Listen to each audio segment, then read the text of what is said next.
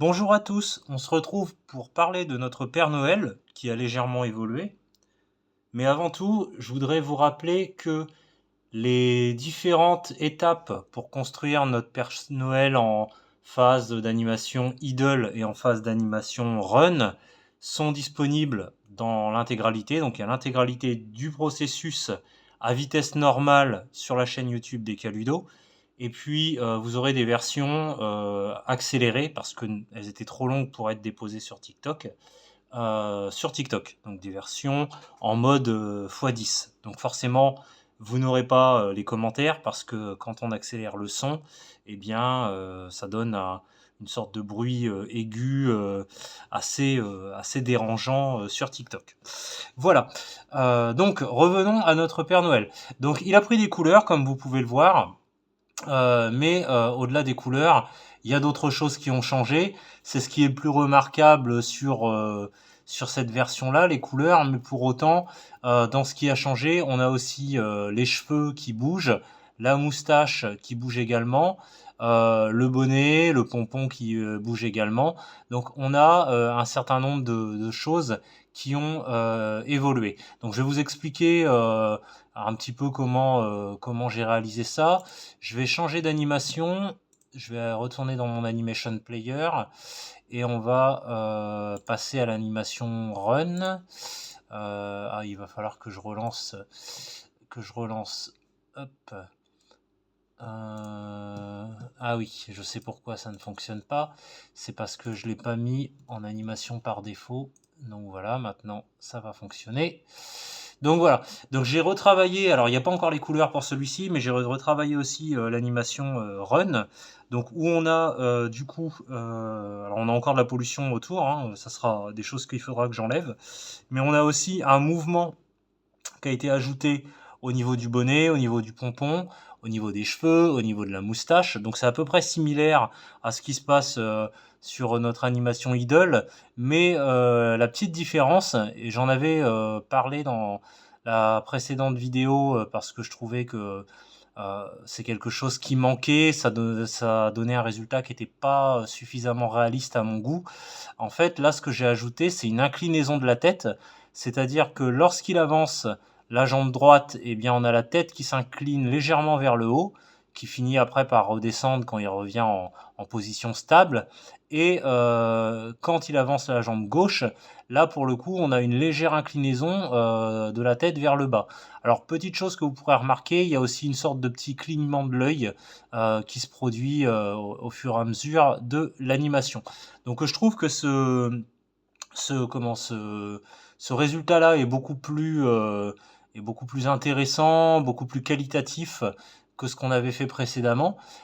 Alors, je vais pas vous montrer en direct, comme je l'ai fait dans les précédentes vidéos, comment j'ai procédé, ça serait un peu long, mais je peux quand même vous expliquer comment j'ai fait. Alors, on va commencer par la couleur, parce qu'en fait, il n'y a rien de sorcier sur la couleur. En fait, chacun de mes calques, si je prends par exemple Idol 0, chacun de mes calques, c'est un contour en fait. C'est un contour qui est composé euh, de noir et je dirais de zones grisées que j'ai faites avec l'outil pinceau qui me permettent d'avoir une sorte d'ombrage. Donc en dessous, j'ai un autre calque qui me permet d'appliquer du blanc derrière mes personnages. Donc du coup là, ça permet de bien voir les ombres. Et par-dessus ce calque blanc, j'ai rajouté un calque de couleur. Donc vous voyez, si j'enlève par exemple mon contour et mon blanc, par exemple, j'ai juste un calque de couleur où j'ai presque de façon uniforme, bon, j'ai trois rouges, mais j'ai surtout un rouge principal avec deux déclinaisons, une plus claire et une plus foncée ici. Pour la couleur peau, j'ai qu'une seule couleur de peau. J'ai du gris et du gris simple, on va dire, sur les cheveux et la barbe. J'ai un gris un peu plus foncé pour le bonnet, donc pour les traits qu'on a ici au niveau du bonnet, et de mémoire aussi au niveau du pompon, je crois. Et puis j'ai un marron qui va venir faire la ceinture, les chaussures. une petite déclinaison de marron un petit peu différent pour intensifier quelques ombres, et puis un jaune de base pour le bouton de la veste, la boucle de ceinture, les boucles au niveau des chaussures, et aussi il y a un autre jaune, alors on le verra pas à l'enregistrement, mais il y a un jaune un petit peu plus fin qui se rapproche du blanc aussi, pour avoir une sorte de petit éclat de lumière. On le voit un peu mieux une fois qu'on a mis les contours. En fait, là, on a un tout petit pixel ici où ça donne un petit éclat à notre jaune. Donc voilà pour les couleurs, rien de bien sorcier, hein. C'est juste un nouveau calque qui a été superposé par-dessus le calque blanc et en dessous du calque contour. Et puis après, pour ce qui est de l'animation de course, et bien là, il y a eu un gros travail, alors qu'avait déjà été un peu amorcé à partir de l'animation en dessous, l'animation idle, puisqu'en fait j'avais déjà commencé à bouger la barbe, les cheveux et le bonnet sur l'animation idle, donc je me suis resservi d'un certain nombre de choses pour modifier ça sur les différentes images du personnage de course.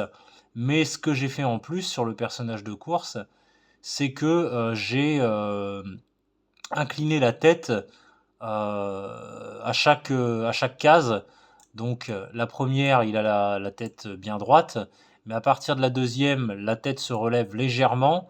Elle se relève un peu plus à partir de la troisième image, encore plus à partir de la quatrième, cinquième légèrement plus. Et là, en fait, on revient à la position initiale au niveau de la tête. Et après, elle se réincline de nouveau, mais non plus vers le haut, mais vers le bas, en fait.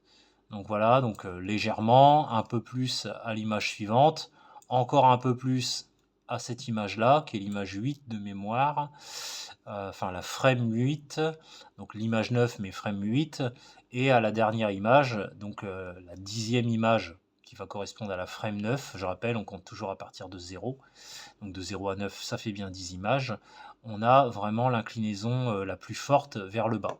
Et puis après, notre animation boucle, et elle revient à la première case, donc en position standard. Donc voilà un petit peu comment j'ai procédé pour apporter ces améliorations. Donc voilà un peu tout ce que j'ai à vous dire. Ça sera une vidéo courte comparée aux autres. Je sais que les autres sont un peu longues, je m'en excuse, mais ça a au moins le mérite de vous donner l'intégralité du processus, de vous permettre aussi de voir que l'animation, eh bien, ça requiert quand même du temps, de l'investissement. Donc je trouve que c'est assez représentatif pour ça.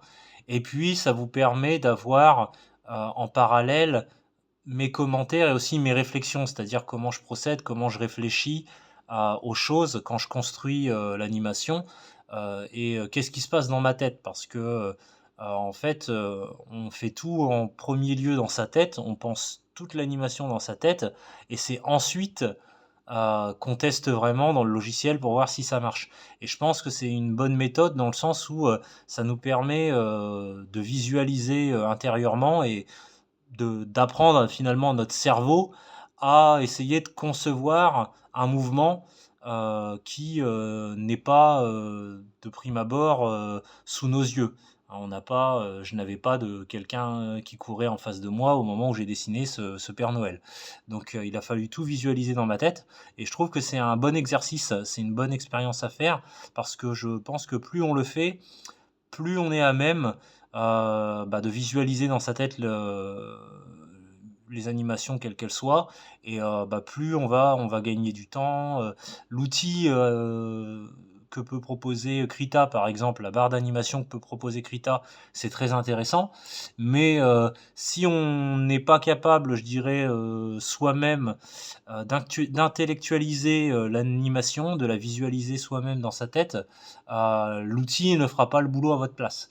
Hein. Donc l'outil c'est bien, c'est un plus, mais c'est quand même mieux si au préalable on est déjà en capacité de pouvoir visualiser une animation dans son propre esprit, je dirais. Voilà, et bien ce sera tout pour cette fois. J'espère que cette vidéo vous aura plu et je vous dis à bientôt. Salut!